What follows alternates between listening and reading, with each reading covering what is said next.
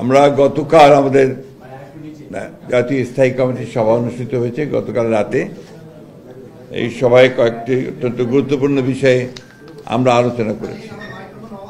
এই বিষয়গুলো নিয়ে আমি আপনাদের সঙ্গে শুধুমাত্র যে বিষয়গুলো আলোচনা হয়েছে সেই বিষয়গুলো উল্লেখ করব, বাকি কথাগুলো আমি আপনাদের সামনে যে কথাগুলো আছে সেগুলো তুলব। কিন্তু বিস্তারিত আলোচনা নিয়ে আপনার তথ্য নিয়ে পরে আরও দুটো আপনার প্রেস কনফারেন্সে আমরা যাব। সেই জন্য আমি আজকে খুব সংক্ষেপে আপনাদের সামনে আমাদের বিষয়গুলো নিয়ে আসছি। প্রথমটি হচ্ছে যে আপনার আমাদের সভাপতিত্ব করেছেন আমাদের জাতীয় স্থায়ী কমিটির এই সভার আমাদের দলের ভারপ্রাপ্ত চেয়ারম্যান জনাব তারেক রহমান সাহেব।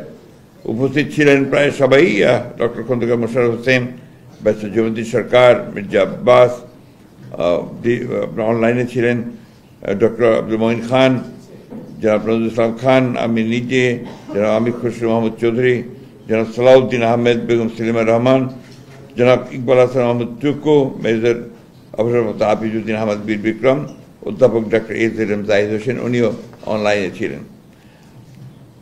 সভায় আমরা এই সাইবার সুরক্ষা অধ্যাদেশ যেটা আপনার খসড়া করা হয়েছে, এই খসড়াটা নিয়ে আমরা আলোচনা করেছি এবং বিস্তারিত আলোচনা হয়েছে। এটা সম্পর্কে আরও বিস্তারিত তথ্য নিয়ে আগামী দু একদিনের মধ্যেই আমাদের একটা প্রেস কনফারেন্স আমরা আলাদাভাবে এটা অনুষ্ঠান করব। এটা আমাদের ডক্টর মঈন খানকে প্রধান করে প্রফেসর AK মহিদুজ্জামান এবং ব্যারিস্টার কায়েসার কামাল সব একটা কমিটি গঠন করা হয়েছে।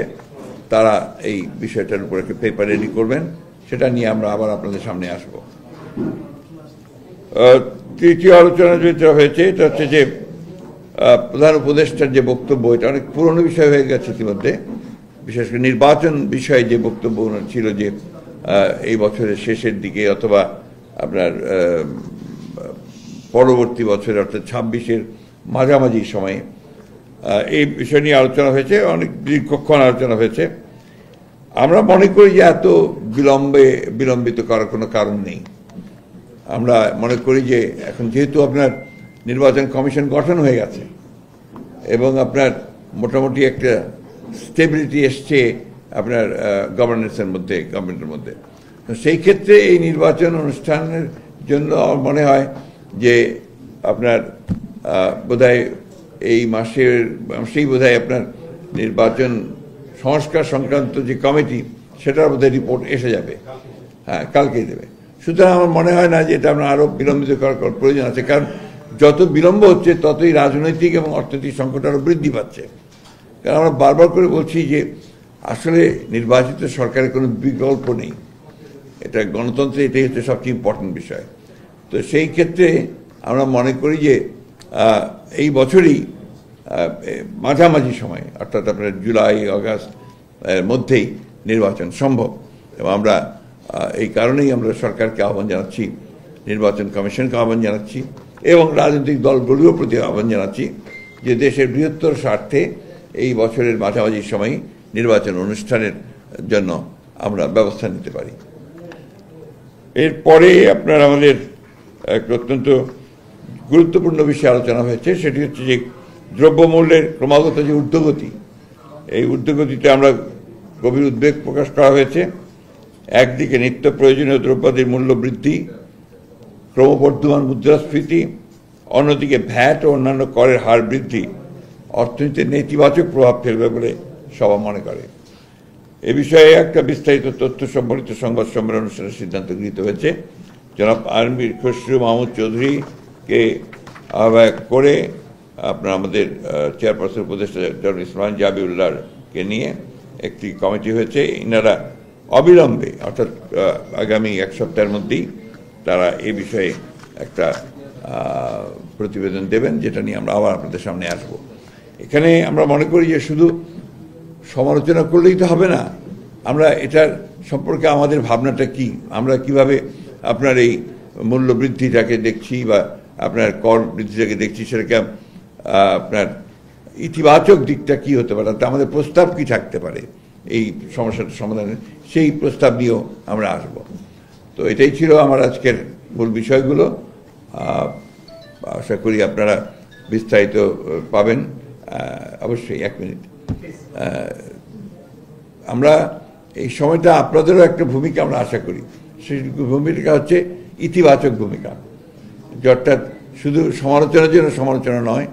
আপনার এই জিনিসটা আমাদের সবসময় এখন সময়টা আপনার খুবই সেন্সিটিভ সময়, খুবই গুরুত্বপূর্ণ সময়। আমরা জাতি এখন একটা আপনার অত্যন্ত ক্রান্তিকালে অবস্থান করছি। এখন এর থেকে এই গণতন্ত্রের উত্তরণের যে পথটা, এই পথটাকে আমরা কোনো মতেই যেন আপনার এটাকে খুব বেশি বাধাগ্রস্ত না করি, সেই আহ্বানটা আমাদের সকলের প্রতি থাকছে। জি প্লিজ। নির্বাচন নিয়ে আপনারা আসলে বক্তব্য এসছে, আপনার জুলাই অগস্টের মধ্যে নির্বাচন সম্ভব হচ্ছে, কিন্তু আপনি নিশ্চয়ই লক্ষ্য করেছেন যে সরকারের পক্ষ থেকে প্লাস হচ্ছে যে নাগরিক কমিটি বা বৈষম্য বিরোধী এবং কিছু কিছু রাজনৈতিক দলও বলছে, এবং সংস্কার কমিশন যেটা হয়েছে ইসি, তারাও বলেছে যে জাতীয় নির্বাচনের আগে স্থানীয় সরকার নির্বাচনের একটা প্রক্রিয়া, এবং তারা চাচ্ছে যে জাতীয় নির্বাচনের আগে স্থানীয় সরকার নির্বাচন করার ব্যাপারে একটা উদ্যোগ নেওয়া হয়েছে। আপনারা এটা এই ব্যাপারে আমরা খুব সুস্পষ্ট আমরা সিদ্ধান্ত নিয়েছি, এবং আমাদের সিদ্ধান্ত আমরা জানিয়ে দিয়েছি। এখানে আমার এখানেও আছে, আপনারা পাবেন। আমরা বলছি যে জাতীয় সংসদ নির্বাচনের পূর্বে স্থানীয় সরকার নির্বাচনের কোনো প্রশ্নই ওঠে না, কারণ এখন তো ফোকাসটা পুরো দেশের, পুরো জাতির হচ্ছে আপনার এই জাতীয় সংসদ নির্বাচনের উপরে, এবং ক্রাইসিসটা ওই জায়গাতেই। গত 3টা নির্বাচন হতে পারেনি, এবং মানুষ সেই জন্যই তারা নির্বাচনের মধ্য দিয়েই যে গণতন্ত্রের উত্তরণের যে পথ, সেটাকে তারা সুগম করতে চায়। না, local government is not the, মানে ওইটা তো আপনার জাতির সমস্যার করে না, আপনার দেশ চালায় না, ওটা তো লোকাল গভর্নমেন্ট চালায়। দেশ চালায় কিন্তু আপনার জাতীয় সংসদ, আইন করা জাতীয় সংসদ। গণতন্ত্রের মূল বিষয়টাই কিন্তু হচ্ছে আপনার জাতীয় সংসদ। এটা যদি ফাংশনাল হয়, এটা যদি ইফেক্টিভ হয়, তাহলে গণতন্ত্র ফাংশনাল হয়, ইফেক্টিভ হয়, তাই না? জি, এক সেকেন্ড বলেন, আপনি বলেন, তারপরে আমি ওনার প্রশ্ন আছে বোধ হয়। একটা সেকেন্ড, এই সম্পর্কে একটা যৌক্তিক বিষয়। লোকাল গভর্নমেন্ট তো বাংলাদেশের স্থানীয় পর্যায়ে, এবং দুনিয়ার সব দেশেই 2টা স্তর, একটা হচ্ছে কেন্দ্রীয় আর একটা হচ্ছে লোকাল। তো আমাদের লোকাল গভর্নমেন্টের মূল ভিত্তিটা কোথায়? ইউনিয়ন পরিষদে। এখন দেখেন, এই সরকার তো আজকে 5 মাসের মধ্যে ইউনিয়ন পরিষদটা বাতিলও করে না। কাজে এখানে যে লোকাল গভর্নমেন্টের নির্বাচন করব, ইউনিয়ন পরিষদ বাদ দিয়ে তারপরে তো উপরের দিকে পৌরসভা বলুন, উপজেলা বলুন, সেটা তো আরও উপরে। কাজে একদম তৃণমূলের যে লোকাল গভর্নমেন্ট, সেটা তো হচ্ছে ইউনিয়ন পরিষদ। তো সেই ইউনিয়ন পরিষদ যদি বাতিলই না করা হয়ে থাকে, তাহলে সেখানে নির্বাচন কীভাবে? আর নির্বাচনের জন্য কতগুলো ফর্মালিটিস আছে, তো যেমন ভোটার লিস্ট রেডি। এটা শুধু যে আপনার বেশি দিন লাগার কথা, 1 মাসের মধ্যেই আপনার যদি হালনাগাদ কেউ করতে চায় সেটা করতে পারবে, এটাও ঘোষণা আছে। এরপরে আপনার হচ্ছে যে সব ফর্ম করা, নির্বাচনের প্রিসাইডিং অফিসার, এটা করতে আপনার 1-2 মাসের বেশি সময় লাগার কথা না। সুতরাং সবই তো তৈরি আছে, এবং নির্বাচন কমিশনও বলেছে যে আমরা রেডি, নির্বাচন করার জন্য আমরা তৈরি আছি, এবং তারা জাতীয় সংসদ নির্বাচন করার জন্যই তৈরি আছে, এবং তারা পরিষ্কার করে বলে দিয়েছে যে 2টো নির্বাচন একসাথে সম্ভব না। সুতরাং এটা আজকে জাতির স্বার্থে আমাদের মাঝে মাঝে আমি নিজে অবাক হই, আমরা অবাক হই আর কি, যে এরকম একটা ক্রিটিক্যাল মোমেন্টে জাতীয় সংসদ নির্বাচন ছাড়া অন্য নির্বাচন করার চিন্তাটা আসে কোত্থেকে? এটা গেল 1 নম্বর। 2 নম্বর, নির্বাচন পেছানোর চিন্তাটাই বা আসে কোত্থেকে? কারণ এটা তো আপনার একদম প্রথম ব্যাপার। আপনি দেশকে যদি একটা রেল লাইনের উপর ঠিক তুলতে চান, সংস্কার তো আছে, সংস্কার একটা চলমান প্রক্রিয়া। আমরাই যে সংস্কারের সবচেয়ে বড় আপনার মানে আপনার তৈরি করেছি, আমরাই আগে দিয়েছি। সে কবে 2016-তে আমরা আপনার ভিশন দিয়েছি, আমরা 22 সালে আপনার 31 দফা দিয়েছি। প্রতিটি আপনার দফার মধ্যে তো সংস্কার, আর সংস্কার চলমান প্রক্রিয়া। আমরাই তো সবচেয়ে বেশি সংস্কার করেছি। প্লিজ এক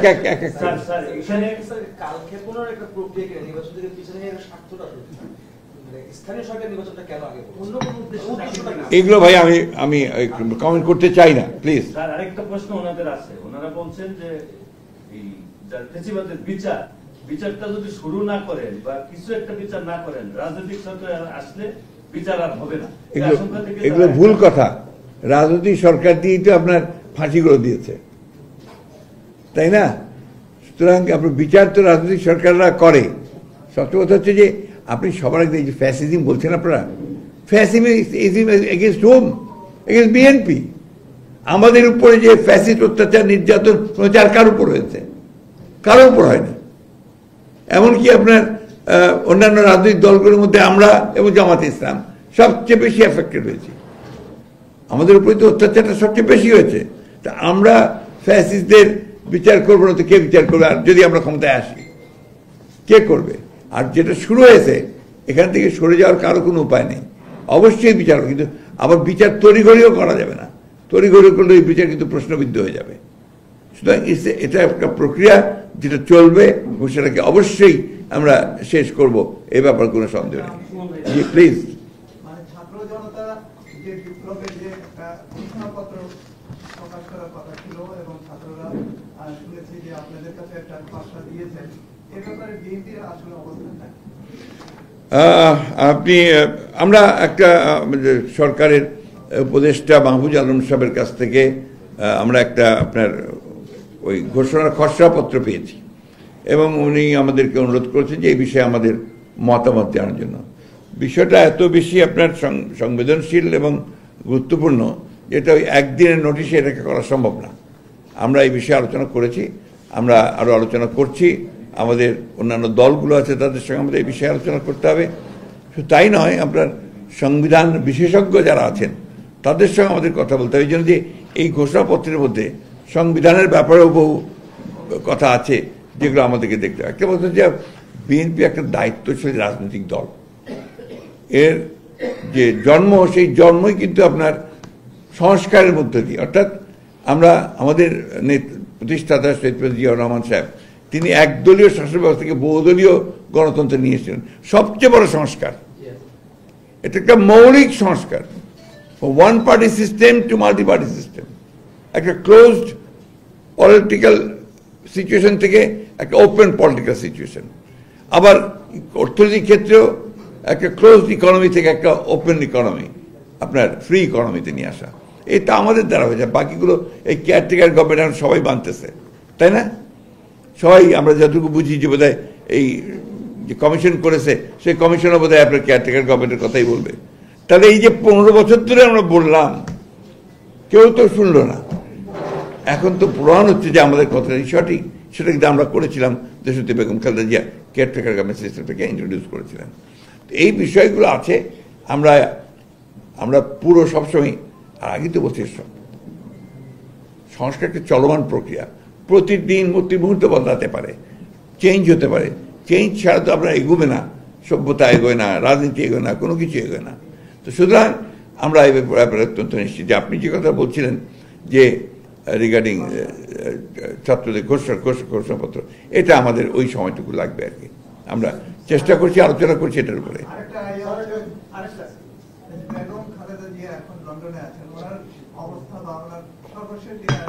আপনারাই আজকে রিপোর্ট করেছেন যে উনি বেটার, উনি হাঁটছেন। আপনাদের পত্রিকাতেই দেখলাম আমি আজকে সকালে। আমরা খবর নিচ্ছি, উনি মানসিক দিক দিয়ে, শারীরিক দিক দিয়ে আলহামদুলিল্লাহ আগের চেয়ে অনেক বেটার।